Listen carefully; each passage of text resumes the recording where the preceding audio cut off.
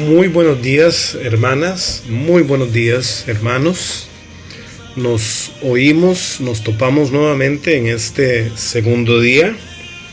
Les deseo un día muy lleno de la presencia del Señor, lleno de la guía del Espíritu Santo, para poder superar todos los obstáculos que se nos presentan día a día. Esta es la segunda lección. El título es ¿Quién es el Espíritu Santo?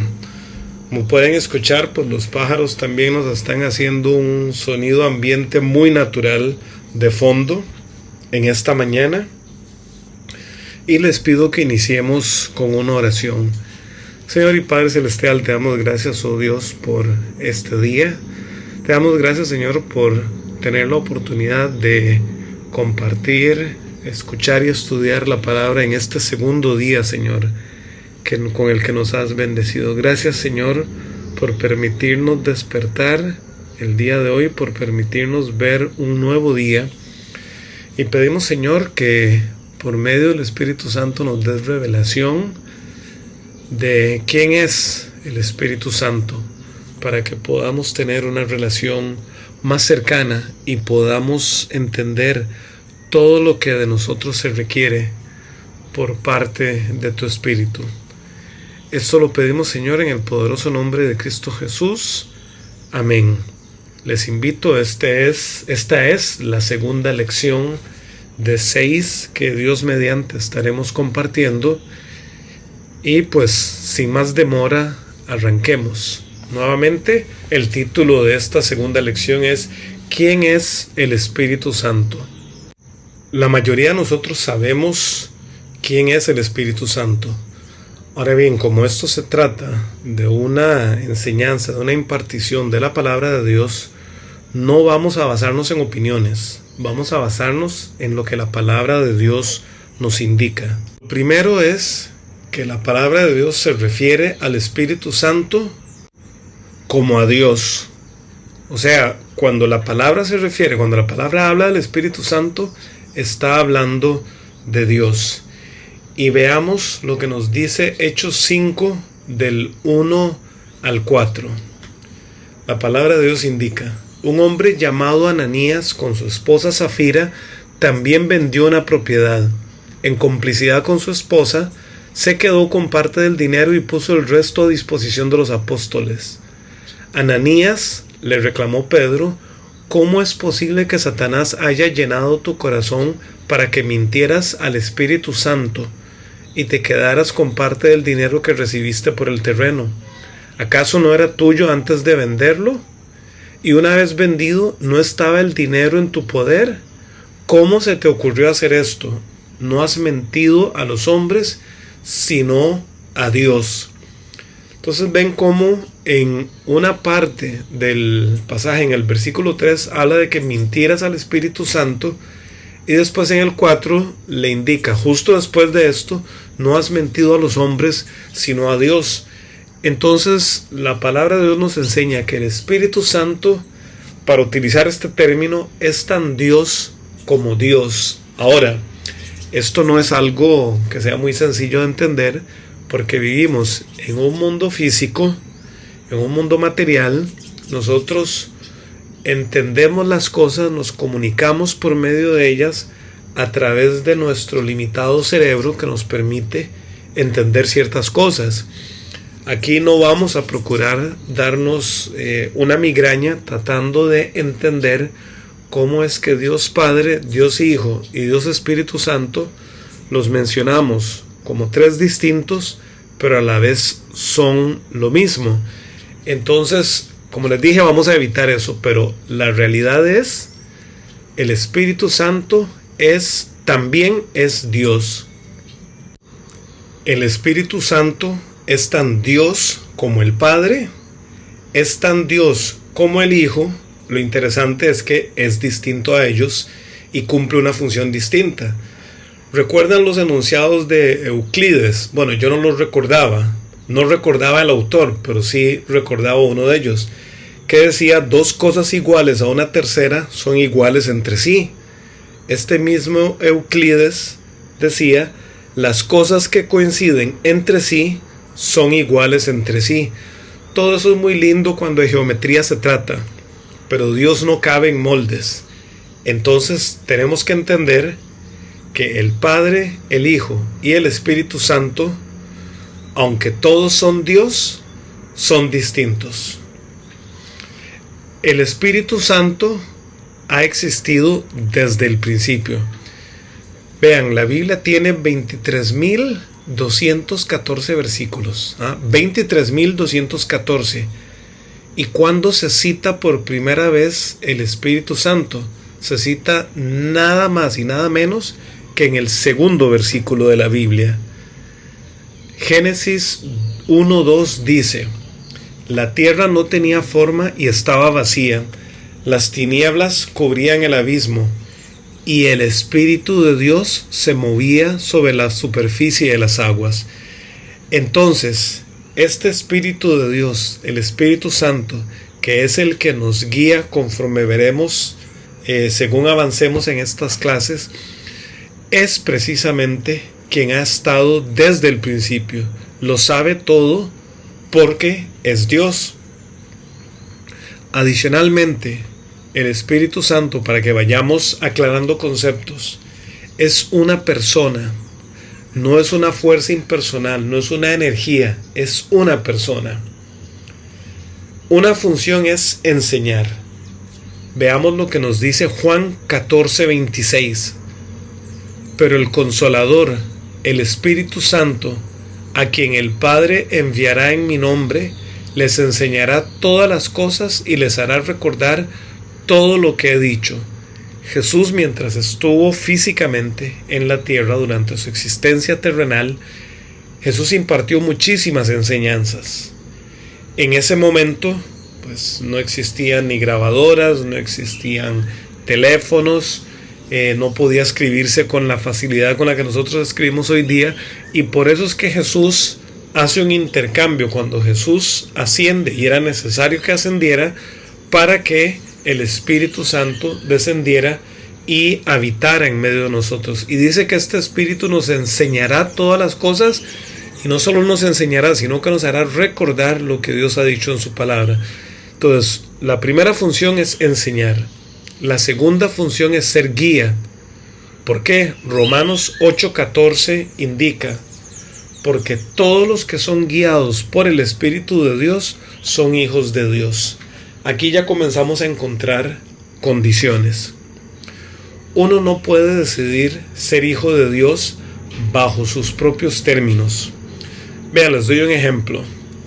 Vivimos en un mundo en el que todo se centra alrededor del ser humano. Las empresas, para poder hacer dinero, para poder lucrar, necesitan complacernos a nosotros en todo, a nosotros los consumidores. Entonces piensen, por ejemplo, cuando ustedes van a su restaurante de hamburguesas favorito, no sé, McDonald's, Burger King, y uno va con la bandeja, va recorriendo, va viendo el menú, uno puede al final acomodar las cosas de la forma como uno las quiere. Uno puede decir, bueno, vea, quiero digamos en Burger King quiero el Whopper, pero lo quiero sin pepinillos, quiero un adicional de queso, quiero tal refresco, me lo sirven, sí, con papas, no, lo quiero con aros de cebolla, y al final uno sale exactamente con lo que quiere.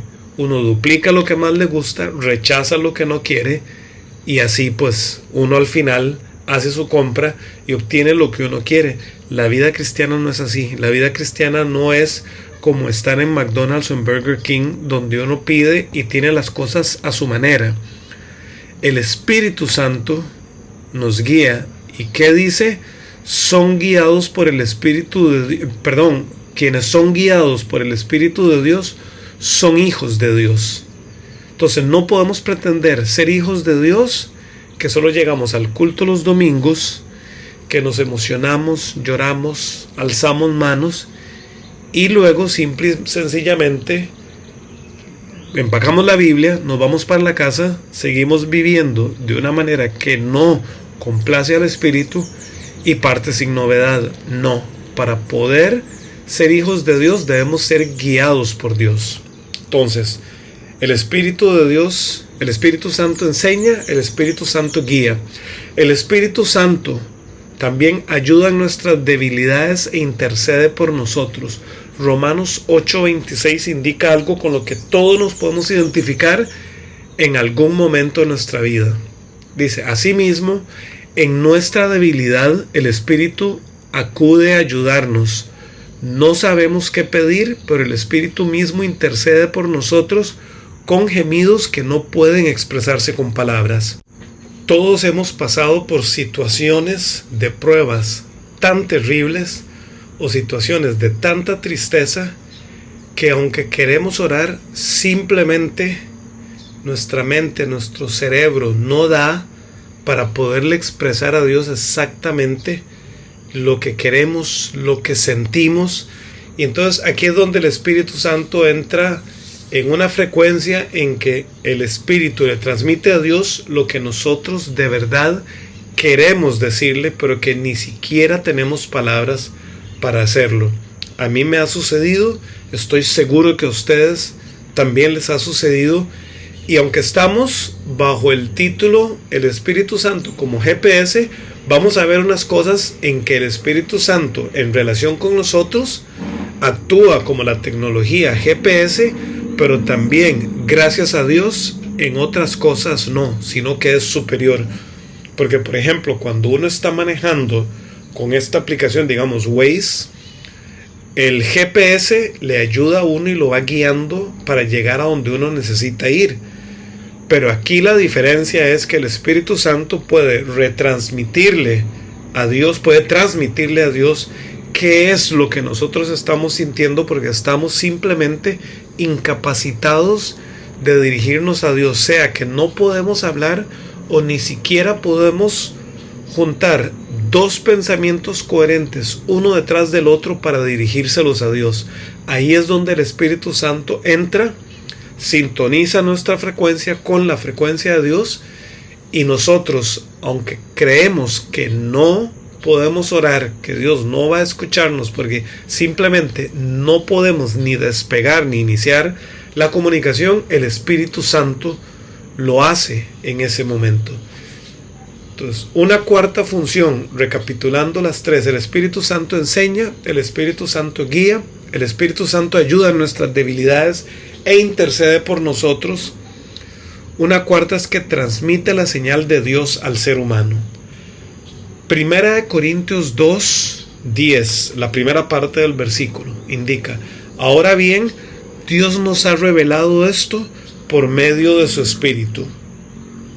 La revelación es el medio por el que nosotros entendemos las verdades divinas.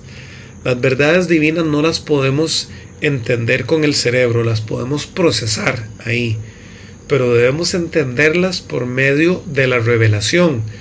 Y el Espíritu Santo es el que nos permite sintonizarnos en esa frecuencia, la frecuencia divina, para poder entender las cosas del Espíritu. El Espíritu Santo, continuando con sus características, comparte las características de la deidad. ¿Qué me refiero con deidad? La condición de Dios, eso quiere decir deidad. Y hay 4 condiciones de la deidad: la omnipresencia, o sea, estar en todos los lugares, y la omnisciencia, que es conocerlo todo. Primera de Corintios 2, versículos 10 al 11. Recuerden que les dije desde el principio que vamos a estarnos moviendo hacia adelante y hacia atrás de la Biblia, así que espero que las bisagras de sus Biblias estén bien aceitadas, porque vamos a estar yendo y viniendo. Estas 2 primeras características de la deidad, de omnipresencia y omnisciencia, las encontramos en Primera de Corintios 2, versículos del 10 al 11, que dice así: ahora bien, Dios nos ha revelado esto por medio de su Espíritu, pues el Espíritu lo examina todo, hasta las profundidades de Dios. En efecto, ¿quién conoce los pensamientos del ser humano sino su propio Espíritu que está en él? Asimismo, nadie conoce los pensamientos de Dios sino el Espíritu de Dios. Esto nos muestra que el Espíritu Santo está en todos los lugares. El Espíritu Santo está en todos los creyentes y puede moverse libremente a través de toda la creación. También es un espíritu con omnisciencia. Lo conoce todo porque conoce los pensamientos de Dios. ¿Por qué conoce los pensamientos de Dios? Por lo que decíamos al inicio de esta lección, que es porque es Dios. También está la tercera característica de la deidad, que es la omnipotencia. Génesis 18:14. Y quienes me conocen saben, este es mi versículo favorito de la Biblia, de toda la Biblia. Y siempre he dicho, mi versículo favorito no es una afirmación, sino una pregunta. Génesis 18:14. ¿Acaso hay algo imposible para el Señor? Es un versículo que a mí me ha ayudado muchísimo en mi vida, porque cuando uno piensa sobre el poder de Dios, se da uno cuenta que Dios absolutamente todo lo puede hacer. Obviamente este versículo no está ahí flotando en el vacío, sino que es parte del contexto de la relación de Dios con Abraham y con Sara, porque Sara estaba riéndose de la idea absurda para ella de poder quedar embarazada. Pero el ángel, molesto, le preguntó: ¿qué es? ¿Qué es? Tiene algo que decir, como cuando uno está escuchando a alguien diciendo cosas buenas de otra persona y simplemente tiene algún gesto, hace algún sonido que sin decir nada lo dice todo. El ángel se molestó y preguntó. Básicamente le dijo en buen tico: bueno, ¿qué es? ¿Usted tiene algo que decir? Hable. ¿Qué es? ¿Acaso hay algo imposible para el Señor? Porque yo necesito que me informe. Tal vez yo soy el ángel que está más desinformado y no sé lo que usted sabe. ¿Hay acaso algo imposible para el Señor? Entonces el Espíritu Santo es omnipotente. Finalmente, el Espíritu Santo es eterno. Ya lo dije al puro principio de esta lección cuando indicaba que Génesis 1:2 nos habla de que el Espíritu de Dios se movía sobre la superficie de las aguas. Entonces es claro que este es el Espíritu Santo que nos da la señal de GPS. Es un Espíritu Santo que es omnipresente. Quiere decir que no es como sucede con Colby, Claro, Liberty, que a veces hay señal y a veces está en 3G, a veces está en 4G. No, la señal del Espíritu Santo es omnipresente, está presente en todas partes. Es omnisciente, o sea, lo sabe absolutamente todo porque es Dios.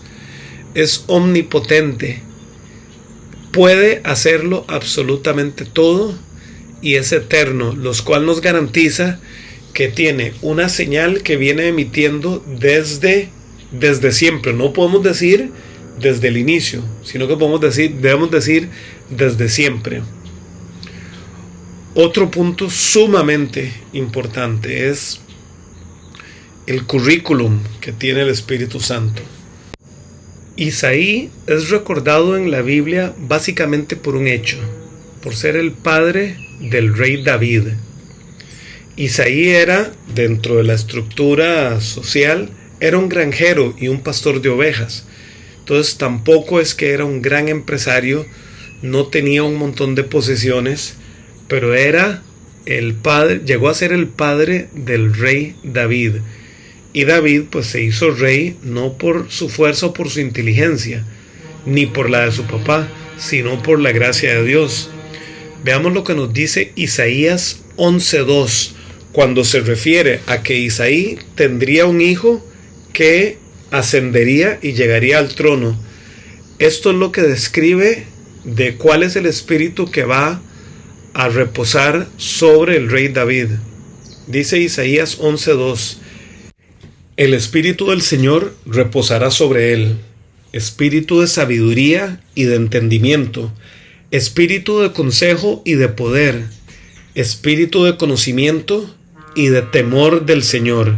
Este es el currículum del espíritu que reposaría sobre el rey David. Entonces entendamos, el Espíritu Santo es Dios. Y es un espíritu que cuando aceptamos a Jesucristo como nuestro Salvador, viene a vivir dentro de nosotros, viene a contender, viene a luchar contra la carne. ¿Para qué? Para que podamos tener el fruto del Espíritu, para que en medio de esta generación terrible, perversa, dentro de esta sociedad, dentro de este irrespeto a todo lo divino, dentro de este odio a todo lo que tiene que ver con Dios, que nosotros podamos ser influenciados para precisamente dar ese fruto. La palabra sin el Espíritu Santo o el Espíritu Santo sin la palabra son un terrible desbalance. ¿Qué me refiero? No se trata solamente de que tengamos el Espíritu Santo como GPS. El Espíritu Santo no fomenta la vagancia. El Espíritu Santo no va a guiar totalmente ayunos y totalmente desentendidos de la palabra de Dios. Nosotros somos los que necesitamos la palabra de Dios. ¿Y para qué la necesitamos? Para que por medio del Espíritu Santo podamos recordar la palabra de Dios, la Biblia, los pasajes, los versículos, las enseñanzas. ¿En qué momentos? En esos momentos en que estamos siendo tentados. En momentos en los que necesitamos que el Espíritu Santo nos guíe ante un jefe, ante un compañero de trabajo que molesta, que hace la vida imposible, que simplemente llega todos los días para ver cómo nos impide tener el gozo y la paz. El Espíritu Santo es el que nos guía para poder cambiar canales de televisión, para poder salir de películas que no deberíamos estar viendo, para no entrar a sitios web a los que no deberíamos ir, o para salir de ellos si en un primer momento desobedecimos y decidimos entrar. Pero el Espíritu no va a funcionar por magia. El Espíritu no funciona así. Nosotros, como creyentes, necesitamos llenarnos de la palabra de Dios. Necesitamos no leer la Biblia como se lee el periódico, sino que necesitamos estudiar, necesitamos los marcadores de diferentes colores, necesitamos hacer flechas, necesitamos disectar la Biblia para poderla entender, porque estamos hablando de nada más y nada menos que nuestra alma eterna y el poder vivir en la tierra conforme Dios quiere que vivamos. Entonces, para que el Espíritu Santo nos pueda guiar, somos nosotros los que necesitamos la palabra, porque nosotros necesitamos recordar aquel pasaje que estudiamos el otro día. Necesitamos recordar aquella meditación que hicimos hace 2, 3, 4 meses, hace un año. Necesitamos recordar todo eso porque el Espíritu Santo trabaja en conjunto con la palabra de Dios que tenemos en nuestro corazón. ¿Cómo vamos a pedirle al Espíritu Santo que nos ayude a recordar una palabra que no memorizamos? Un versículo que no estudiamos. No, así no es como funciona. El Espíritu Santo, para poder funcionar, no es que requiera la palabra, pero usa la palabra que ya nosotros llevamos por dentro. Y ese ha de ser el aprendizaje adicional para esta lección del día de hoy. Entonces, tenemos claramente establecido por qué es importante el Espíritu Santo en este presente año 2024, en el mes de febrero. Y sabemos quién es el Espíritu Santo. Es Dios mismo, viene en una forma en la que se puede relacionar con nosotros y puede habitar en nosotros para poder contrarrestar el poder de la carne. Entonces, esto nos sienta las bases para la tercera lección, que es la de las obras de la carne. Muy interesante. Oremos. Señor y Padre Celestial, te damos gracias por esta lección, Señor, que nos has impartido, para que todos podamos aprender, Señor, la importancia de depender del Espíritu Santo, y que el Espíritu Santo, Señor, es nada más y nada menos que tú en una diferente forma, compatible para habitar con nosotros. Pedimos, Señor, tu guía por el resto del día y que podamos, Señor, darle ese espacio al Espíritu Santo para que gobierne nuestras vidas a pesar de la carne. Esto lo pedimos en el sagrado nombre de Cristo Jesús. Amén.